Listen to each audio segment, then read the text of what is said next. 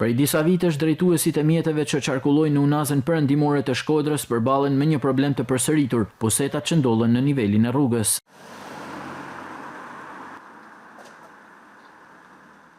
Ky defekt i infrastrukturës rrugore është bërë burim shëtësimi për shoferët dhe banorët e zonës, pasi jo vetëm dëmton mjetet, por përbën edhe rrezik real për aksidente, kur bie shi, uji mbulon pusetat dhe nuk dallohet asgjë. Mjafton një moment pa kujdesi edhe mund të humbasësh kontrollin e makinës. Pusetat e amortizuara dhe të vendosura në nivelin e asfaltit ndollen përgjatë gjithë segmentit të unazës perëndimore, një aks me qarkullim të dendur gjatë gjithë ditës.